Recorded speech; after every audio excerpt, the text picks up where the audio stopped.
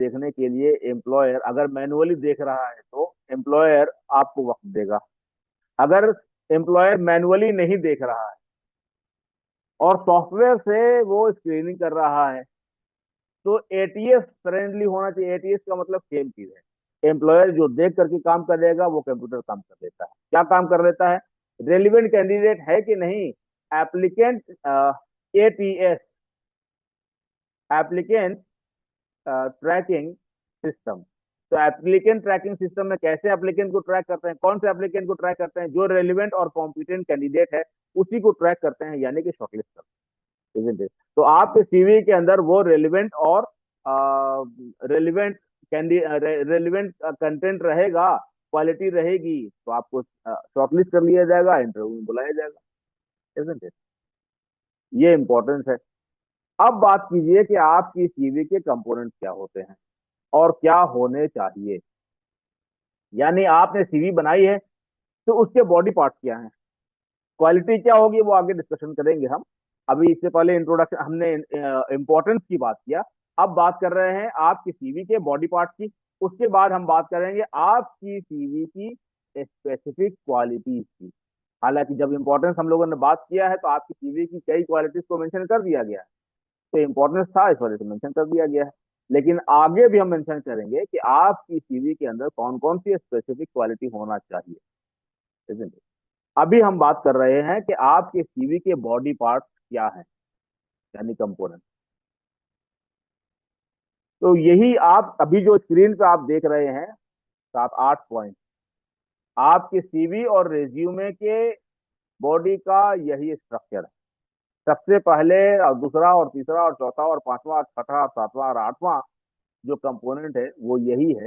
आप भी इसी सीक्वेंस में अपनी सीवी लिखेंगे। इसी सीक्वेंस में आपको अपने बारे में जानना है, isn't it? सबसे पहला पर्सनल डिटेल। तो पर्सनल डिटेल में क्या इंफॉर्मेशन होता है? पर्सनल डिटेल में आपका नाम, ध्यान से सुन लीजिए क्या क्या। पर्सनल डिटेल में आपको सीवी का सैंपल हम देंगे, रिज्यूमे का सैंपल आपको मिल जाएगा। आ, हमारा जो एप्लीकेशन है, हमारी वेबसाइट पे आप रिज्यूमे बिल्डर पे जब जाएंगे तो वहां आप अपनी अपना रिज्यूमे एप्लीकेशन से भी आप बना सकेंगे। लेकिन हमने आपको पहले भी पहले के सेशन में, शुरुआत के सेशन में हमने आपको बताया था कि मेरे एप्लीकेशन जो कि ऑलरेडी सेट किया हुआ है कि रिज्यूमे ही बिल्डर है वो, तो उसके जरिए सीवी और एप्लीकेशन अपना बनाना नहीं सीखिए। पहले आप सीख लीजिए, उसके बाद फिर आप उससे बनवाइए, तो आपको ये पता चलेगा कि हाँ उसने ठीक बनाया है कि ठीक नहीं बनाया, isn't it? सबसे पहला कंपोनेंट है पर्सनल डिटेल। तो पर्सनल डिटेल सीवी में क्या लिखी जाती है? पर्सनल डिटेल का मतलब है आपका नाम, आपका कॉन्टैक्ट डिटेल यानी ईमेल और फोन नंबर, और आपका एड्रेस, ये है। और आपकी फोटो, एक फॉर्मल पासपोर्ट साइज फोटो, ये है आपका पर्सनल डिटेल। उसके बाद इंट्रोडक्शन। तो इंट्रोडक्शन में क्या होता है? इंट्रोडक्शन में आप अपना इंट्रोडक्शन लिखेंगे। तो इंट्रोडक्शन क्या लिखेंगे? आप कौन है। तो यहाँ पे किस इंट्रोडक्शन की बात हो रही है? यहाँ पे आपकी फैमिली की बात नहीं हो रही है कि आप फैमिली मेंबर की के लिहाज से या सोशल मेंबर के लिहाज से, उसके लिहाज से बात नहीं हो रही है। उसका इंट्रोडक्शन की जरूरत यहाँ पे नहीं है। आप एज एप्लीकेंट अपने आप का इंट्रोडक्शन दीजिए। जैसे 2 years a committed professional with 2 years of experience in sales of this product with proven ability and claims award recognition. तो इस तरह इससे क्या पता चल रहा है? ये जो आप अपना इंट्रोडक्शन दे रहे हैं इससे क्या पता चल रहा है कि आप मार्केटिंग के एक प्रोफेशनल हैं, 2 साल का आपको एक्सपीरियंस हो गया है, प्रूवन ट्रैक रिकॉर्ड है। तो प्रूवन ट्रैक रिकॉर्ड कैसे पता चल रहा है? ऐसे पता चल रहा है कि आपको अवार्ड मिल चुका है कई बार, उसका रिवॉर्ड आपको मिल चुका है। तो अवार्ड और रिवॉर्ड आपको कंपनी की तरफ से मिला है, क्यों? On the basis of your high performance. इससे पता चल रहा है कि आप एक परफॉर्मर है। तो ये आपने इंट्रोडक्शन में लिख दिया आपने। तो ये इंट्रोडक्शन में क्यों लिखा? क्योंकि आप किसी जॉब में जब अप्लाई कर रहे हैं तो आप एप्लीकेंट का इंट्रोडक्शन लिख रहे हैं, आप एज एन एप्लीकेंट, यही इंट्रोडक्शन में लिखा जाता है। तीसरा कंपोनेंट है करियर ऑब्जेक्टिव या फिर डोमेन स्किल्स। तो आपको यहाँ पे करियर ऑब्जेक्टिव लिखने की जरूरत पड़ सकती है अक्सर। और मान लिया कि करियर ऑब्जेक्टिव का टाइटल देकर के आपने नहीं लिखा है, तो आप डोमेन स्किल्स, वैसे डोमेन स्किल्स लिखिए जो उस पोजीशन के लिए रेलिवेंट है। तो फिर आपको ये तीसरे लेवल पे ये आपके लिए मददगार साबित होगा। कंपनी जिस तरह के बंदे को ढूंढ रही है, आपके अंदर वही स्किल्स है, तो फिर आपको इंटरव्यू के लिए बुलाया जा सकता है। यही आपकी जरूरत है। आपकी सीवी आपके बारे में पॉजिटिव इंप्रेशन क्रिएट करे। क्या पॉजिटिव इंप्रेशन क्रिएट करे? कि आपको इंटरव्यू में बुला के देखा जाना चाहिए कि क्या ये बंदा सेलेक्ट करने के लायक है। तो इंटरव्यू में फिर उसको कंपनी फर्दर चेक कर लेगी कि क्या आप सिलेक्ट करके एम्प्लॉय बनाने के लायक हैं या नहीं। Isn't it? तो करियर ऑब्जेक्टिव अगर लिख रहे हैं तो उसमें क्या लिखेंगे? किस पोजीशन के लिए आप अप्लाई कर रहे हैं, उस पोजीशन के बारे में आप लिख सकते हैं कि I am applying for this position. तो यहाँ पे करियर ऑब्जेक्टिव का मतलब जरूरी नहीं है कि आप टोटल अपना विजन लिखें, यहाँ पे जरूरत नहीं है। यहाँ पे जरूरत है, मेनली जरूरत यह है कि आप जिस पोजीशन के लिए अप्लाई कर रहे हैं वो पोजीशन लिख दीजिए। अब उसके अलावा कुछ और आप लिखना चाहते हैं करियर ऑब्जेक्टिव में, तो आप उसी पोजीशन और उसी करियर पाथ से रिलेटेड एक ऊंची अगली पोजीशन तक आप पहुंचना चाहते हैं और अपने आप को एक एस्टैब्लिश्ड प्रोफेशनल बनाना चाहते हैं, तो आप लिख दीजिए। तो रेलिवेंट इंफॉर्मेशन लिखनी है। ऐसा नहीं है कि आप वैसी इंफॉर्मेशन करियर ऑब्जेक्टिव में आप लिख दें, वैसा विजन लिख दें जिस विजन से इस जॉब पोजीशन का कोई नाता नहीं है। तो अगर आप वैसी बात लिख देंगे तो आपका लिखा हुआ करियर ऑब्जेक्टिव ही आपकी सीवी को इररिलेवेंट बना देगा, तो आपको इंटरव्यू का मौका खत्म हो जाएगा। देन बी केयरफुल कि व्हाट टू राइट, क्या लिखना है और क्या नहीं लिखना है। चौथा कंपोनेंट है एजुकेशनल इंफॉर्मेशन। तो एजुकेशनल इंफॉर्मेशन में आपको क्या लिखना है? जो आपकी लेटेस्ट क्वालिफिकेशन है उसको लिखिए। जैसे अगर आप ग्रेजुएट हैं तो सबसे पहले अपनी लास्ट डिग्री यानी ग्रेजुएशन लिखिए। अगर आप मास्टर्स हैं तो सबसे पहले अपनी रिसेंट डिग्री यानी कि लास्ट डिग्री लिखिए। उसके बाद फिर उसके बाद की, उसके पहले की, उसके बाद फिर उससे पहले की डिग्री आप लिखिए। यह है एजुकेशनल इंफॉर्मेशन। तो एजुकेशनल इंफॉर्मेशन में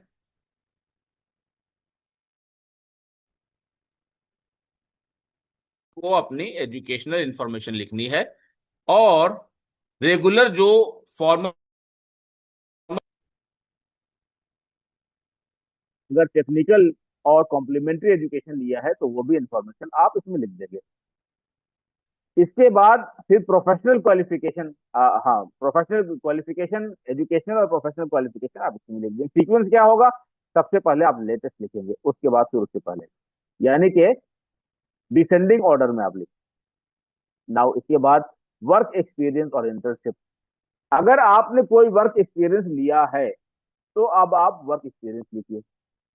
और वर्क एक्सपीरियंस अगर नहीं है तो फिर आप अपने सब्जेक्ट की बेसिस पे जो आपने इंटर्नशिप किया है वो लिखिए। नहीं किया है तो ये आपकी कमी है, ऐसा नहीं होना चाहिए। इसके बाद अपने रिसर्च वर्क और इंडस्ट्रियल प्रोजेक्ट को लिखिए। तो अपने सब्जेक्ट से रिलेटेड जो आपने रिसर्च किया और इंडस्ट्रियल प्रोजेक्ट किए और प्रोजेक्ट रिपोर्ट बनाई, तो उसको आप लिखिए।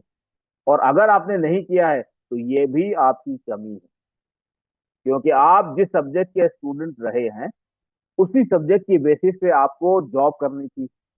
जॉब करने से पहले आपको अपने सब्जेक्ट को चेक करना चाहिए था, वो प्रोजेक्ट करके, कि आपका सब्जेक्ट इंडस्ट्री में, कंपनीज में किस डिपार्टमेंट में, किस पोजीशन पर आपका सब्जेक्ट काम करता है।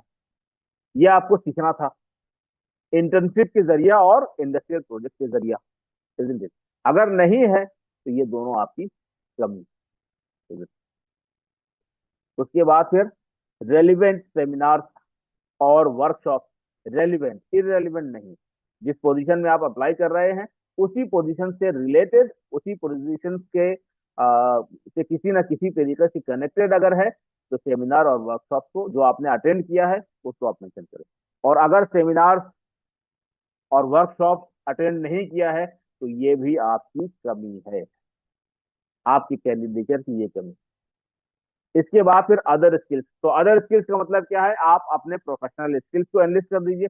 या तो ऊपर में करियर ऑब्जेक्टिव के पास जो डोमेन स्किल्स था वहां आपको अपने मेन स्किल्स मेंशन करना था, और अगर डोमेन स्किल्स पहले ही आपने एनलिस्टमेंट नहीं किया है तो अब आप अदर स्किल्स की जगह पर आप अपने प्रोफेशनल स्किल्स की लिस्ट लिखिए।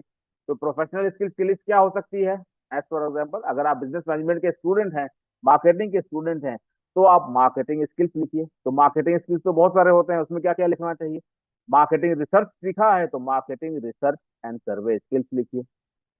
आपने एडवर्टीजमेंट और प्रमोशन सीखा है तो एडवर्टाइजिंग या एडवर्टीजमेंट एंड प्रमोशनल स्किल्स लिखिए। और सेल्स स्किल्स कंपलसरी है, customer handling, product demonstration and sales skills. उसके बाद अगर सीआरएम स्किल्स भी आपने सीखा है तो customer relationship management skills, critical customer handling skills. तो ये सब क्या है? ये सब आपके प्रोफेशनल स्किल्स। एचआर के अगर स्टूडेंट हैं तो आप उसमें लिखिए recruitment skills, HRP HR planning skills, interview coordination skills, documentation skills, office management, general administration skills, etc etc। ये आपके प्रोफेशनल स्किल्स हैं जिसकी कंपनी को जरूरत है। अगर आप मार्केटिंग और एचआरएम के और बिजनेस मैनेजमेंट के स्टूडेंट, आप इंजीनियरिंग के अगर स्टूडेंट हैं तो इंजीनियरिंग से रिलेटेड जिस पोजीशन पे आप अप्लाई कर रहे हैं उस पोजीशन में रिलेटेड जो इंजीनियरिंग के स्किल्स हैं उन स्किल्स को यहाँ पर आप लिखिए ताकि आपका आपका कैंडिडेचर रेलिवेंट बन जाए। और जो इंटरव्यू लेने वाला और जो सीवी चेक कर रहा है एम्प्लॉयर आपका, वो अगर मैनुअली चेक कर रहा है तो रेलिवेंट स्किल्स देख ले। लेकिन अगर एप्लीकेशन रिक्रूटमेंट के एप्लीकेशन में अगर एटीएस सिस्टम सॉफ्टवेयर अगर उसको चेक कर रहा है तो रेलिवेंट स्किल्स के जरिए आपको शॉर्टलिस्ट कर ले। इसके बाद हॉबीज एंड इंटरेस्ट।